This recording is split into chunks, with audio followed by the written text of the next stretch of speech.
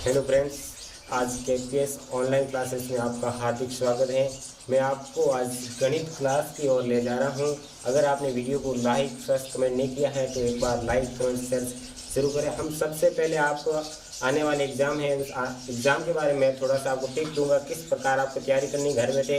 अब आपके पूरा आपने जाना है कि विश्व में कोरोना महामारी चल रही है, तो ऑनलाइन क्लासेस अब स्टार्ट किए केंद्र सरकार के आदेश के अनुसार।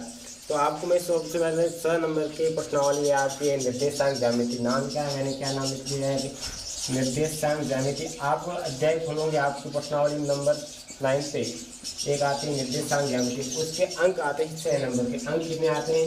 6 नंबर का सवाल आपके सामने उभर के आता है। हर एग्जाम के अंदर आपको 6 नंबर का सवाल आपको हल करने के लिए ट्रिक दी जाती है। उसको किस प्रकार हल किया जाता है उसके बारे में छोटी छोटी जानकारी आपको पहले दूंगा। उसके अंदर फॉर्मूले कितने प्रकार के आते हैं, किस प्रकार के फॉर्मूले आते हैं, उसको मैं आपको समझाने का प्रयास कर। लास्ट का वीडियो को अंत तक देखते जाइए। तो हेलो दोस्तों, पहले आपको मैं समझाता हूँ कार्तीय निर्देशांक। आपने नाम सुना होगा पहले कि कार्तीय निर्देशांक। कार्तीय निर्देशांक किस प्रकार का टाइप होता है, किस प्रकार का आलेख बनाया जाता है, किस प्रकार के निर्देशांक बिंदु को इसको समझाया जाता है, इस प्रकार मैं आपको कार्तीय निर्देशांक के बारे में समझाऊंगा। तो सर्वप्रथम हम एक आलेख बता रहे हैं आपको। तो सर्वप्रथम मैंने एक रेखा खींच ली यहाँ पे, फिर यहाँ पे एक रेखा खींच ली। इस रेखा को मैंने यहाँ पे एक्स एक्स बोल दिया। क्या बोल दिया मैंने? X X. और इसको क्या बोल दिया? Y X. क्या बोल दिया मैंने? Y X. अब देखो यहाँ तो एक्स एक्स हो गया, ये हो गया वाई एक्स। तो अब इसकी सामने वाली भुजा क्या कहलाएगी? आपकी एक्स डैश। क्या कहलाएगी? X dash. और इसके सामने वाली क्या कहलाएगी? Y dash. अब देखो ये साइड, देखो ये साइड आपकी क्या है? धनात्मक है। ये क्या है आपकी? धनात्मक। यहाँ पे हमेशा चिन्ह दर्शाते हैं, वो सब क्या दर्शाते हैं? प्लस के चिन्ह दर्शाए जाते हैं। इसको साइड में लिखेंगे धनात्मक। क्या लिख देंगे? धनात्मक। ये आपकी एक्स एक्स की तो रेखा क्या होगी? धनात्मक। और एक्स डैश के यहाँ पे क्या होगी? आपकी ऋणात्मक। क्या होगी? ऋणात्मक। और जैसे अब एक्स एक्स की बात कंप्लीट होगी, अब हम आएंगे इस वाई एक्स पे। किस पे आएंगे? वाई एक्स पे। वाई एक्स में इसको किस प्रकार से बुलाते हैं? धनात्मक। क्या कहते हैं इसको? धनात्मक। और ये नीचे वाली साइड कौन सी है आपकी? ऋणात्मक। क्या होगी? ऋणात्मक। तो हम यहाँ पे अंकित नंबर करते हैं। अंकित क्या करते हैं? बिंदु करते हैं। जैसे मैंने कर दिया यहाँ पे 1, यहाँ पे 2, यहाँ पे 3 और यहाँ पे क्या कर दिया? 4। तो ये कौन से नीचे आ गए? धनात्मक चिन्ह आ गए। और यहाँ पे करेंगे तो ये क्या आ जाएगी? धनात्मक आ जाएगा। 1, 2, 3, 4। और यहाँ पर करेंगे तो किस में आएंगे? ऋणात्मक में। तो मैंने जैसे है -1, -2, -3, -4। क्या हो गए? निर्देशांक हो गए। और यहाँ पर अब दे रहा है लास्ट आपका वाई डैश। कह रहा है आपका वाई डैश। अब वाई डैश में दर्शाने के लिए क्या करना पड़ता है? यहाँ पे -1, -2, -3 और -4।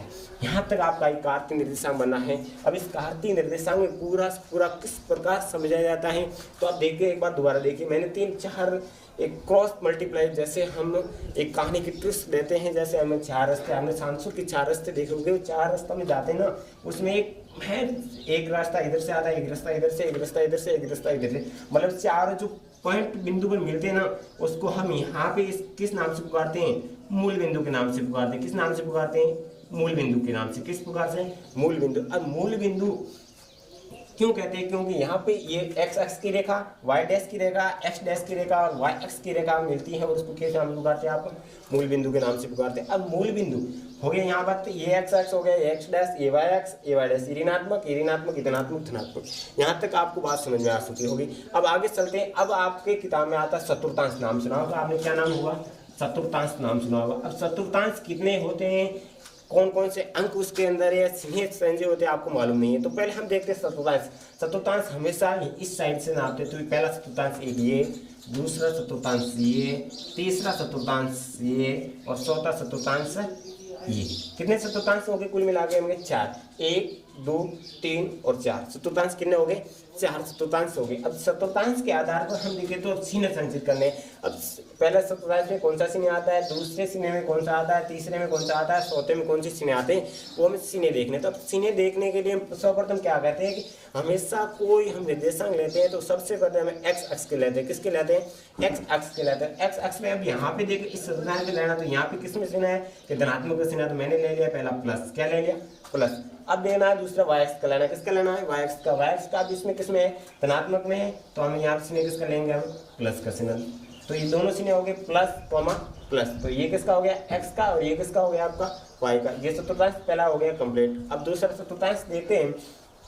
दूसरे चतुर्थांश में हम क्या कहते हैं कि यहाँ पे सीने देखो x अक्ष का, मैंने पहले बोला आपको x अक्ष का ही लेते हैं, तो पहले आपका क्या है, आपका ये माइनस का सीना है, तो हमेशा इस सीने मैंने ले लिया माइनस का, और यहाँ पे किसका लेते हैं हम y का, y का किसमें है प्लस में, तो मैंने ले लिया ये प्लस में। तो ये आपका कंप्लीट हो गया सीने क्या, दूसरे चतुर्थांश में माइनस कॉमा क्या हो गया, ये प्लस हो गया। अब देखिए तीसरे चतुर्थांश में, अब किस में ले गया आपका तीसरे चतुर्थांश में, तो सबसे पहले हमें घबराने की कौन सा सीने आएगा, तो हमें सर्वप्रथम ट्रिक देते हैं कि पहले हम किसका सीने लेते हैं, x का लेते हैं, तो x का यहाँ पर सीने किस में है माइनस में, तो मैंने ले लिया माइनस में, और यहाँ पर y में किस में है तो माइनस में, तो ये भी मैंने ले लिया माइनस में। तो सीने आपका कंप्लीट हो गया माइनस कॉमा माइनस।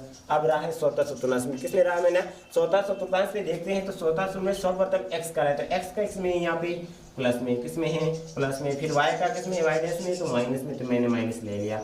तो आपके कितने चतुर्थांश हो गए थे, 4 चतुर्थांश, पहला दूसरा तीसरा चौथा। और चौथा में अलग अलग सीन देखिए, पहले में सीने क्या आएगा प्लस कॉमा प्लस, दूसरे में क्या है माइनस कॉमा प्लस, और तीसरे में क्या है माइनस कॉमा माइनस, और चौथे में क्या है प्लस कॉमा माइनस। तो अलग अलग सीने हो गए। आपको अगर एग्जाम में 1 नंबर का कभी सवाल पूछ लिया जाए कि चतुर्थांश दूसरे चतुर्थांश में कौन से सीने अंकित किए जा सकते हैं, तो हम क्या बताएंगे, दूसरे में तो माइनस कॉमा प्लस। जैसे मैंने आपको ये पूछ लिया, ये निर्देशांक आपका है 2 माइनस का 3, क्या पूछ लिया कि 2 माइनस का 3 कौन से चतुर्थांश में अंकित करते हैं, तो आपको घबराने वाला आपके दिमाग में सेट है कि एक सीने तो प्लस का है, दूसरा किसका है माइनस का है, तो कौन से चतुर्थांश में होगा, तो सीधे हम चलेंगे कौन से चतुर्थांश में आपका ये चौथे में। कैसे कि प्लस का जो ये है, तो पहले हम किसका लिखते हैं एक्स अक्ष का लिखते हैं, तो एक्स अक्ष यहाँ पे प्लस का सीना है, तो इसलिए क्या पाएगा ये आपका क्या है 2 लिख दिया मैंने 2, फिर आपका माइनस के 3, तो घबराने की जरूरत है, आपका -3 y अक्ष पर दर्शाता है, तो इसको धीरे से और धीरे से रेखा बनाओ, यहाँ पे क्या दे दो आपका 2 माइनस के 3, कौन से चतुर्थांश में आ गया आपका चौथा चतुर्थांश आ गया।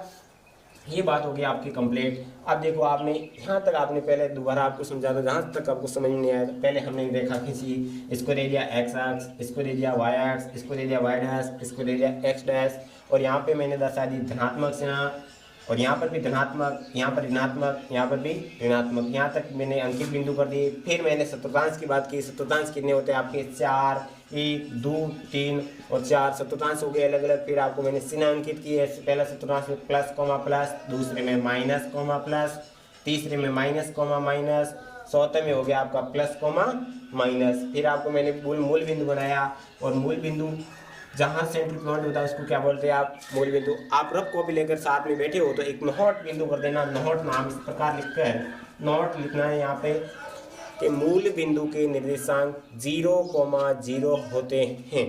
आपने वो नोट कर दिया है तो उसको हमेशा याद रखना कि मूल बिंदु के निर्देशांक 0,0 होते हैं, और जो 0,0 होता है वो यहाँ पे लिखा जाता है। x बराबर भी 0 और y बराबर भी क्या होता है 0, तो दोनों को बिंदु का मिलता है यहाँ पे।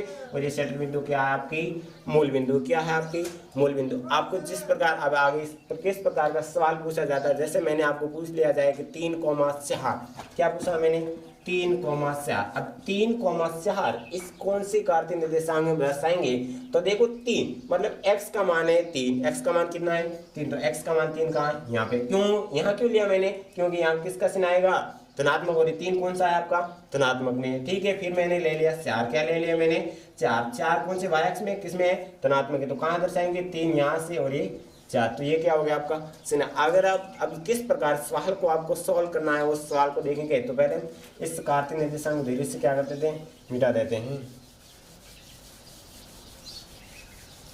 अब देखो अब मैंने कोई एक आयतीय निर्देशांक सवाल ले लिया, जैसे मैंने आयतीय निर्देशांक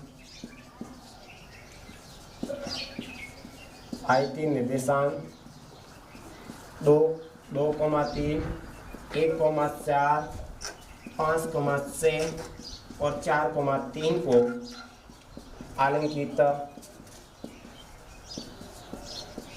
करो।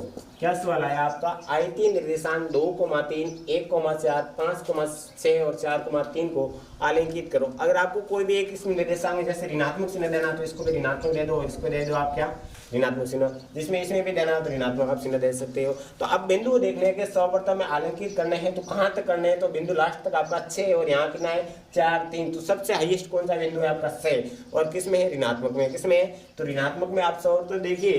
तो पहले आपको मैं यहाँ कार्तीय निर्देशांक बना, तो ये बिंदु आप यहाँ लिख देना, यहाँ कार्तीय निर्देशांक मैंने बना लिया, क्या बना लिया कार्तीय निर्देशांक। तो धीरे से मैंने कार्तीय निर्देशांक खींच लिया इस प्रकार। अब देखो ये आपको मैंने पहले बता दिया था कि ये कौन सा है आपका एक्स अक्ष, क्या है आपका एक्स अक्ष, और ये कौन सा है आपका वाई अक्ष, कौन सा है वाई अक्ष, तो ये कौन सा है आपका वाई डैश, कौन सा है वाई डैश, ये कौन सा है आपका एक्स डैश, कौन सा है एक्स डैश। तो आप देखिए ये आपका है धनात्मक होगा 1 2 3 4 5 6, और यहाँ होगा -1 -2 -3 -4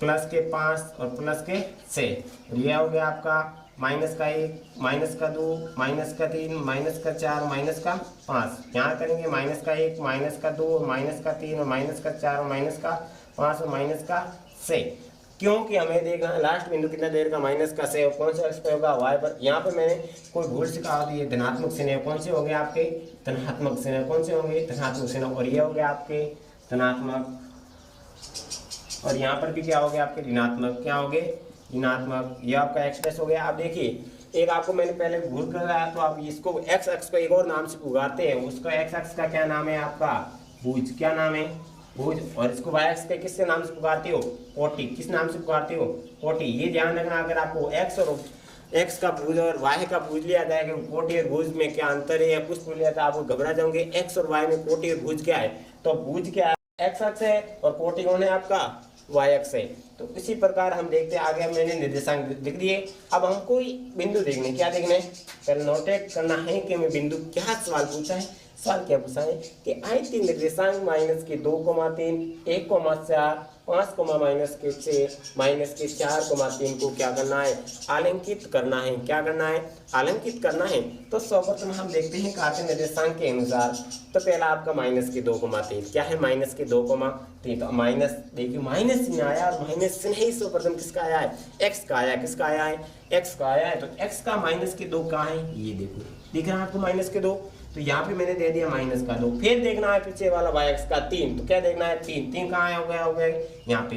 तो धीरे से इस रेखा को क्या कर दो, इन लोगों को मिला दो, क्या कर दो मिला दो, और यहाँ पे बिंदु दे दो आपका -2,3, क्या दे दिया मैंने -2,3। सरल है ना, क्या करना है हमें ध्यान रखना है कि हमेशा पहली संख्या क्या होगी आपकी एक्स की होगी और दूसरी किसकी होगी वाई की होगी। तो अब देखिए आगे से हम देखेंगे इस बिंदु को देखेंगे क्या हो गया 1,4, क्या हो गया 1,4। तो एक कहाँ है आपको घबराने की जरूरत नहीं कि एक कहाँ है प्लस का चिन्ह है, तो प्लस का चिन्ह तो हमेशा ऊपर है यार यहाँ होगा। तो आप देखने की किसकी संख्या आपकी एक्स अक्ष की, तो 1 होगा यहाँ पे। फिर देखना है कि वाई एक्स में कितनी संख्या दे रखी है, 4 प्लस की है कि माइनस की, किसकी है यहाँ पे प्लस की है। तो यहाँ पे मैंने क्या दे दिया ये मिला दिया, तो क्या हो गया 1,4 सरल है। फिर आगे आएंगे 5,-6। अब 5 देखना है, 5 बड़ी संख्या कोई घबराने की जरूरत है नहीं, 5 कहाँ होगा देखना है। इसका हालांकि हमने बनाया है तो 5 ये पर होगा कौन सी रेखा पे एक्स अक्ष रेखा पे। तो धीरे से इनको नोटेट कर लो। फिर आपका -6, तो -6 कहाँ होगा नीचे की तरफ। तो इनको रेखा को क्या कर दो यहाँ से और इस रेखा को क्या कर दो धीरे से मिला दिया, और यहाँ पे दर्शा दो 5,-6 दर्शा दिया मैंने। फिर आपका है -4,3, क्या हो गया -4,3। अब -4,3 यहाँ पे देखना है। तो अब हमें घबराने की बात है कि -4 कहाँ है, कोई ज़रूरत नहीं है, आराम से गाल के देखो। पहले -4 है एक्स अक्ष पे, तो मैंने यहाँ पे दे दिया। फिर 3 है, 3 कहाँ हो गए धनात्मक हो गए, तो इस रेखा को आगे सेम के सेम आगे को क्या कर दो आगे बढ़ा देते हैं, और यहाँ पे दे दिया मैंने -4,3। तो इस प्रकार के आलेखित सवाल या आयतीय निर्देशांक आपको पूछ लिया जाए और किस प्रकार सॉल्व करना है, तो इस प्रकार हम आलेखित रेखाओं के आधार पर सॉल्व कर सकते हैं। और आगे आपको अब आगे इसके बढ़ते हैं, और अगर कोई स्वर्ण का सवाल उभर के आता है तो आपने इस निर्देशांक ज्यामिति में एक नाम आता है दूरी सूत्र, आपने नाम नहीं सुना है तो अब सुन लेना। दूरी सूत्र डिस्टेंस फॉर्मूला मैं आपको सिखाऊंगा किस प्रकार बना है, किस प्रकार नहीं बना है, उसका किस प्रकार यूज करेंगे सवालों में आगे तक हम बनेंगे। तो आप सर्वप्रथम आपको मैंने इस सवाल के बारे में समझा लिया और इस प्रकार कुछ सवाल भी एक उभर के आ जाता है। 1 नंबर का सवाल इन्हीं कार्तीय इस आयतीय निर्देशांक में उभर के आ जाता है। जैसे मैंने लिख लिया 2,3 को x अक्ष से दूरी ज्ञात करो। क्या पूछ लिया मैंने, 2,3 को x अक्ष से दूरी ज्ञात करो। अब x अक्ष पूछा है तो x अक्ष पे तो 2 हो गई, तो अब कौन सी इसके आंसर हो गया, तो आपको क्या टिक कर देना है यहाँ पे 3। क्या कर देंगे, उसके हमेशा एक छोटी सी ट्रिक है सीखने की। तो हमारा x का पूछा है तो आपका y, x बराबर क्या होगा आपका 3। अगर यहाँ पे y का पूछ लिया जाए तो किसका होगा, x का होगा। इसी प्रकार के हम छोटे से सवाल को ट्रिक करेंगे। अब आगे डिस्टेंस दूरी सूत्र फॉर्मूला आपको मैं समझा रहा हूँ, उसको देखते जाइए किस प्रकार वो दूरी सूत्र हैं। आपने नाम सुना होगा दूरी सूत्र, डिस्टेंस फॉर्मूला। दूरी सूत्र मतलब 2 बिंदुओं के बीच दूरी ज्ञात करना। ये तो आपके दिमाग में नाम दूरी सूत्र नाम सुना है तो आपके दिमाग में ही बैठा है कि ये क्या होगा आपका 2 बिंदु है, यहाँ 2 गांवों के बीच में दूरी ज्ञात करनी हो, यहाँ उसके 2 निर्देशांक दे रखे किस प्रकार ज्ञात करते हैं, तो उस प्रकार मैं आपको एक दूरी सूत्र बनाऊंगा। तो दूरी सूत्र बनाने से पहले एक आपको मैं छोटा सा यहाँ पे एक फॉर्मूला बना के उस फॉर्मूले के आधार पर पूरा समझाने का प्रयास करूंगा। जैसे मैंने 2 गांव दे दिए, एक गांव ये है आपका P गांव है और दूसरा गांव आपका कौन सा है, Q गांव है। कौन सा गांव है, Q गांव है। 2 गांव है P और एक है Q, दोनों गांवों के बीच की आपकी दूरी ज्ञात करनी है, डिस्टेंस ज्ञात करना है। तो अब डिस्टेंस ज्ञात करने के लिए क्या करना पड़ता है वो आपको समझाना पड़ता है। ये P गांव है और Q गांव है, दोनों गांव आपको दिख रहे हैं। अब दोनों के बीच की दूरी ज्ञात करनी, क्या ज्ञात करनी, दोनों के बीच की दूरी। और सर्वप्रथम दोनों इस गांव को तो यहाँ रहने दो, फिर पहले आएंगे कार्तीय निर्देशांक में। कार्तीय निर्देशांक में पहले इसको क्या बोलते हैं आप, क्या नाम कहते हो आप, x अक्ष। इसको किस नाम से बुलाते हो, y अक्ष। अब दोनों की ही जरूरत है, दोनों के नाम लिखते हैं, y डैश और x डैश लिखने की कुछ जरूरत नहीं है। अब देखो हमें यहाँ पे P बिंदु और ये Q गांव हो गए। अब देखो P से मैंने क्या किया, ये x अक्ष है, क्या है आपका x अक्ष है, तो x अक्ष पे मैंने क्या डाल लिया, लंब डाल दिया। क्या डाल लिया, कौन से गांव से डाला मैंने, P से क्या डाला, इस पे लंब डाला। अब लंब डालते हैं वो कितने डिग्री का कोण बन जाता है, 90 डिग्री, मतलब समकोण कोण 90 डिग्री का कोण बन जाता है। यहाँ से P से लंब डाला और फिर क्या डाला मैंने, Q से वापस पे क्या डाला, लंब डाले। क्या डाले, लंब डाले। फिर अब आगे 2 आगे। अब यहाँ से P बिंदु से ये, अब इसके नाम दे दो, इसको मूल बिंदु के नाम दे दिया मैंने O। क्या दे दिया नाम O, इसका नामकरण क्या दिया मैंने M, इसका कर दिया मैंने N कर दिया। क्या कर दिया, M और N कर दिया, ठीक है। अब आगे हम देखेंगे कि O, अब यहाँ पे P से मैंने क्या किया, Q है ना, ये QN है ना, इस पर मैंने क्या डाल लिया, लंब डाल लिया। क्या डाल दिया, लंब डाल दिया। कितने डिग्री का कोण बना दिया मैंने, 90 डिग्री का। और नामकरण मैंने यहाँ पे क्या कर दिया, R कर दिया। क्या कर दिया, R कर दिया ना। तो अब देखो सब प्रथम हमें देखना है कि दूरी तो इन दोनों के बीच में ज्ञात करनी है। ये तो आपके दिमाग में लेकर चलना है, क्योंकि इस दोनों के बीच की दूरी ज्ञात करनी, जो ज्ञात करना है वो आपके इस मस्तिष्क में उतार लेना है कि हमें कहाँ तक जाना है। आप घर से रवाना होते हो, कहाँ किसी गांव जाना है, तो आपको दिमाग में क्या आता है, मुझे वहां जाके क्या करना है, मुझे पहले तो वहां जाना ही है, फिर वहां जाके क्या करना है। तो आप जाने के लिए आप पहले वहां सोचते हो कि क्या करना है, तो पहले हमें ध्यान रखना है कि इस P और दोनों Q के बीच की दूरी ज्ञात तो करनी है। दोनों के बीच की दूरी मैंने यहाँ ज्ञात कर ली। क्या कर ली, दोनों के बीच की मैंने दूरी ज्ञात कर ली। तो दूरी ज्ञात करने के लिए पहले आप देखो, अब इसको क्या करना, नामकरण तो करना पड़ेगा ना। तो अब देखो ये कौन सी रेखा है आपकी, x अक्ष रेखा। कौन सी रेखा है, x अक्ष रेखा पे।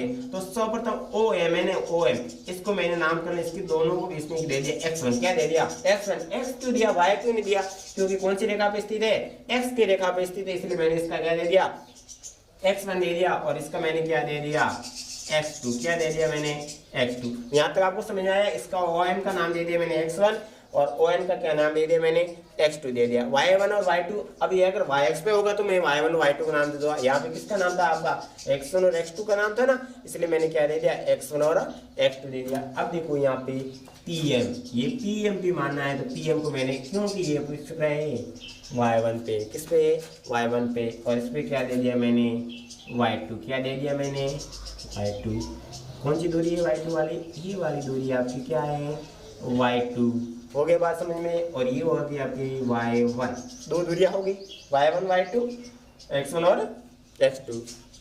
आपने एक, आप 8वीं 9वीं पढ़ के आए हो, तो आपने एक समकोण त्रिभुज में अगर 2 भुजा दे रही है और तीसरी भुजा ज्ञात करनी है, तो एक पाइथागोरस प्रमेय का नाम सुना होगा, और पाइथागोरस प्रमेय और बोधायन प्रमेय उसका नाम एक ही है। उस पाइथागोरस बोधायन प्रमेय अब देखो यहाँ पे एक समकोण त्रिभुज बन रहा है, कौन सा बन रहा है, पी क्यू आर क्या बन रहा है, एक समकोण त्रिभुज बन रहा है, पी आर क्यू भी कह सकते हैं। तो ये समकोण त्रिभुज बन रहा है, तो इस समकोण त्रिभुज में आपका हमेशा ध्यान रखना है कि ये कौन बन रहा है, इसके सामने वाला कौन का सामने वाला मुंह कौन सा है, ये वाला है। तो मुंह के सामने वाली भुजा कौन सी कहलाती है, आपकी कर्ण कहलाती है। कौन सी कहलाती है भुजा, कर्ण भुजा कहलाती है। तो आपको कर्ण ज्ञात करना है, आधार ज्ञात करना है, लंब ज्ञात करना है, तो इनमें से कौन सी बिना दे रखी है, हमको दो भुजा दे रखी है, तो हम आराम से ज्ञात कर सकते हैं। तो हमें पहले देखना है कि इसमें शुरुआत में क्या लिखा है। तो मैंने पहले देखो क्या क्या नाम दे दिया है कि ओ एम बराबर आपको कितना दे रखा है, x1 दे रखा है। ओ एम बराबर कितना दे रखा है, x1 दे रखा है। फिर ओ एन, ये वाली दूरी ओ एन आपको कितनी दे रखी है, x2 दे रखी, कितनी दे रखी है, x2। यहाँ तक बात आपको समझ में आ चुकी है। फिर पी एम क्या दे रखी है आपकी, पी एम, पी एम का मतलब क्या है, कितनी दे रखी है आपको y1, कितनी दे रखी है y1। फिर दे रखी है आपका क्यू एन, क्यू एन आपको कितनी दे रखी है y2, कितनी दे रखी है y2, ये वाली दूरी y2 दे रखी है। और पी एम कितनी दे रखी है आपको y1 दे रखी है, क्या दे रखी है y1 दे रखी है। अब देखो हमें बराबर भुजा वाली कौन सी है, क्योंकि ये डिस्टेंस होता है, ये पी एम और पी आर क्या है, दोनों ने लंब डाला और यहाँ दूरी मानी, तो ये क्या हो जाएगी बराबर हो जाएगी पी आर बराबर क्या हो गया आपकी एम एन, क्या होगी पी आर बराबर क्या होगी आपकी एम एन। अब देखो हमें ज्ञात कौन कौन सी भुजा ज्ञात करनी है, तो पी आर ज्ञात करनी है, एक ज्ञात करनी है क्यू आर। तो फिर इन दोनों के बीच में डिस्टेंस आराम से निकाल सकते हैं, कौन से प्रमेय से, पाइथागोरस प्रमेय से, क्योंकि पाइथागोरस प्रमेय में दो भुजा की हमें क्या होती है, जरूरत होती है। तो दो भुजा ज्ञात करना है, तो सर्वप्रथम हम पहले देखते हैं। अब इस दूरी की एम एन ज्ञात करनी है, एम एन ज्ञात कर लेंगे तो फिर आपके क्या निकल आएंगे पी आर, क्योंकि पी आर और एम एन क्या है, दोनों दूरियां क्या है बराबर है। तो पहले हम एम एन ज्ञात करना है, तो एम एन ज्ञात करना है, मतलब ये वाली दूरी ज्ञात करनी है। तो अब देखिए इस पूरे में से ये छोटा सा टुकड़ा घटा दो तो ये टुकड़ा रह जाएगा शेष। देखो एक ये पूरा बोल्ड है, ये क्या है आपका पूरा बोल्ड है। इस पूरे बोल्ड में से ये बोल्ड मैंने आधा यहाँ से कट कर दिया, तो पीछे कट रहेगा नहीं ये। तो उसी प्रकार अगर मैंने ये पूरे में से ये टुकड़ा कट कर लिया तो ये पीछे वाला रहेगा ना, तो उसी प्रकार मैंने लिख दिया है पूरे में से ओ एन माइनस क्या कर दिया मैंने O N, O N minus क्या कर दिया मैंने ओ एन। अब देखो यहाँ से ओ एन आपको कितना दे रखा था, यहाँ पे देखो ओ एन आपको कितना दे रखा है x2 दे रखा है, कितना दे रखा है x2 दे रखा है, और ओ एम कितना दे रखा है x1, तो माइनस क्या कर दिया मैंने x1, और ये हो गया आपका एम एन, क्या हो गया एम एन। इसको आप समीकरण 1 देना है साहब, तो समीकरण नंबर 1 दे देना, ठीक है। अब एम एन बराबर हो गया आपका x2 माइनस x1 हो गया। अब देखो समीकरण 1 से क्या लिखूंगी नाम, समीकरण 1 से क्या लिख दिया मैंने, समीकरण 1 से क्या लिख दिया कि एम एन और पी आर क्या है बराबर है। तो ये x2 माइनस x1 भी किसके बराबर हो जाएगा आपका पी आर के बराबर हो जाएगा, किसके बराबर हो जाएगा पी आर के बराबर। मैंने लिख दिया x2 माइनस क्या लिख दिया मैंने x1, क्योंकि ये वाली दूरी और ये वाली दूरी क्या समान है, इसीलिए मैंने पी आर बराबर क्या लिखा था एम एन लिखा था। अब हमारी एक भुजा तो ये आ गई पी आर। अब हमें ज्ञात करनी है क्यू आर, क्या ज्ञात करनी है क्यू आर। तो क्यू आर ज्ञात करने से पहले हमें देखनी है कि ये वाली दूरी और ये वाली दूरी क्या है, समान दूरी है। क्यों कि हमने इस रेखा के सीधे क्या डाला था, लंब डाला था, और लंब हमेशा सीधा होता है। और यहाँ पे यहाँ डिग्री का कितने डिग्री कौन बनाया था, 90 डिग्री का कौन बनाया था। तो उससे पहले हमें यहाँ पे एक और समीकरण लिखना हो तो लिख देना, यहाँ पे नाम लिख दिया मैंने पी आर, क्या लिख दिया पी आर ज्ञात करना आपको। क्या पी आर तो आपने ज्ञात कर लिया, आप ज्ञात करना है आपको पी एम बराबर क्या लिख दिया मैंने आर एन, क्या लिख दिया मैंने आर पी एम बराबर आर एन। तो अब आपको ज्ञात क्या करना है क्यू आर ज्ञात करना, क्या ज्ञात करना है आपको क्यू आर। अब देखो ये छोटा सा टुकड़ा है, पूरे टुकड़े से ये टुकड़ा घटा दूँ तो पीछे क्या रह जाएगा आपका क्यू आर रह जाएगा ना। तो अब क्यू आर रहने के लिए अब क्या करना पड़ता है, ये क्यू एन में से, इस क्यू एन में से मैंने ये क्या कर दिया क्यू एन में से अब मैंने आर एन घटा दिया, क्या कर दिया आर एन घटा दिया। तो मैंने लिख दिया यहाँ पे आर एन, तो पीछे आपका क्या रह जाएगा ये क्यू आर रह जाएगा। अब क्यू आर बराबर क्यू आर क्यू एन, आपका क्यू एन कहाँ लिखा हुआ है क्यू एन मैंने पहले से कितना माना था y2 माना था, तो मैंने यहाँ पे लिख दिया y2, क्या लिख दिया y2 माइनस आर एन। अब आर एन आपको माना नहीं था, आर एन नहीं माना था, तो पी एम और बराबर आर एन मैंने लिखा है। तो यहाँ पे एक कारण लिख देना कि पी एम बराबर क्या है आपका आर एन। तो अब पी एम बराबर आर एन, तो पी एम बराबर आपका कितना लिखा हुआ है y1 लिखा हुआ है, तो मैंने यहाँ पे लिख दिया y1, क्या लिख दिया मैंने y1। अब आपका क्यू आर बराबर हो गया y2 माइनस y1, और पी आर बराबर क्या हो गया x2 माइनस x1। आपने यहाँ तक नोट कर दिया है, फिर नोट करने के बाद ऊपर वापस देखिए यहाँ पे अब यहाँ पे देखो, अब ये समकोण त्रिभुज बनाना आपका पी क्यू आर, दोनों भुजा आ गई, ये आ गई आपकी पी आर और ये आ गई क्यू आर। पी आर कौन सी, ये वाली, और क्यू आर। तो अगर दो भुजा आ गई है समकोण त्रिभुज में, तो हम तीसरी भुजा पाइथागोरस प्रमेय या भोजन प्रमेय से ज्ञात कर सकते हैं। तो यहाँ पे नाम लिख देना समकोण त्रिभुज। क्या नाम लिख देना आपका, समकोण त्रिभुज पी क्यू आर में। यहाँ पी आर क्यू लिख दो, कोई भी लिख सकते हो, यहाँ तो पी क्यू आर लिख सकते हो, यहाँ पी आर क्यू लिख सकते हैं। हम आसानी होती है क्योंकि कौन हमेशा साथ में बीच में रहते हैं, इसलिए हमें क्या लिख दिया, पी आर क्यू लिख दिया। और आपके यहाँ पाइथागोरस प्रमेय नाम होता है पाइथागोरस प्रमेय, पाइथागोरस प्रमेय। और कई भी परीक्षा में आपको पूछ लिया जाएगा बोधायन प्रमेय क्या है, तो आप घबराने की कोई जरूरत नहीं है कि पाइथागोरस प्रमेय और बोधायन प्रमेय सेम होता है। क्या होता है कि कर्ण का स्क्वायर बराबर आधार का स्क्वायर प्लस लंब का स्क्वायर। आपको पूछ लिया जाए कि पाइथागोरस प्रमेय क्या होता है, तो नोट कर देना कि कर्ण का स्क्वायर बराबर आधार का स्क्वायर प्लस लंब का स्क्वायर। तो आप सर्वप्रथम देखना है कर्ण, कर्ण कौन सा, ये वाला, इसका क्या कहलाएगा कर्ण। तो मैंने लिख दिया यहाँ पे पी क्यू, क्या लिख दिया मैंने, पी क्यू लिख दिया। क्या लिख दिया, पी क्यू, पी क्यू लिख दिया। अब पी क्यू कर्ण है, तो कर्ण के ऊपर क्या है आपका स्क्वायर, तो इसके ऊपर लगा दिया मैंने, इसको लगा दिया। फिर आधार, तो आधार हम देखो इस प्रकार, इसको तृष्णा देंगे, यहाँ से देंगे तिरछा देखें तो ये आके क्या कहलाएगा लंब, और ये क्या कहलाएगा इसका आधार। और इस प्रकार भी देख सके तो ये क्या कहलाएगा इसका आधार, ये क्या कहलाएगा लंब। आपको किसी प्रकार आसानी हो उसी प्रकार आपको लिखना, डरने की कोई बात नहीं है। यहाँ पे मैंने लिख दिया, मैंने यहाँ पे पी आर, क्या लिख दिया मैंने पहले, पी आर लिख दिया। क्या लिख दिया, पी आर, पी आर का स्क्वायर प्लस क्यू आर का इसको, दोनों का क्या लिख दिया मैंने, इसको लिख दिया। फिर अब देखो पी क्यू, अब पी क्यू तो सेम है, पी क्यू आपको ज्ञात करना, दोनों मैंने बताया था कि पी गांव है क्यू गांव है, दोनों के बीच की दूरी ज्ञात करनी है। तो मैंने पी गांव यहाँ पे लिख दिया था, क्यू गांव दोनों को यहाँ लिख दिया। अब पी आर, आपको पी आर क्या दे रखा है, x2 माइनस x1, तो मैंने लिख दिया यहाँ पे x2 माइनस x1 का होल स्क्वायर क्यों लगाया, क्योंकि पी आर के ऊपर भी क्या लिखा हुआ है, होल स्क्वायर। ठीक है, अब फिर रहा है क्यू आर, क्या रहा है आपका क्यू आर, क्या रहा है क्यू आर, क्यू आर आपको कितना दे रखा है y2 माइनस y1, क्या दे रखा है y2 माइनस y1 का होल स्क्वायर हो गया यहाँ पे। अब इसका आगे देखते हैं, क्या देखते हैं आगे। अब पी क्यू है, आपको आपने 8 क्लास या 9 क्लास में पढ़ा होगा कि अगर पक्षांतर स्कोर को पक्षांतर वर्ग को पक्षांतर करते हैं तो अंडूर में बदल जाता है। किसमें बदल जाता है, अंडूर में। तो अब स्कोर हो इसको पक्षांतर कर दिया तो इसके ऊपर क्या लग जाएगा, अंडूर लग जाएगा। क्या लग जाएगा, अंडूर।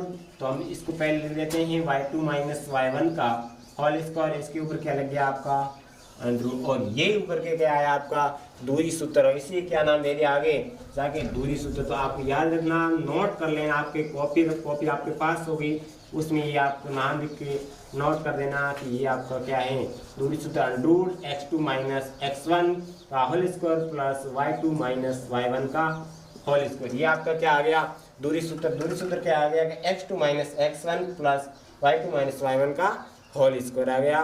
तो आज की क्लास में आपको मैंने पूरा पढ़ाया, पहले आपको कार्तीय निर्देशांक पढ़ाया, फिर मैंने फॉर्मूला डिस्टेंस दूरी का बताया। पूरा तरह आप आगे से आगे देखते रहना वीडियो को। और आज की क्लास यहाँ तक समाप्त करता हूँ और कल मिलेंगे, बाय।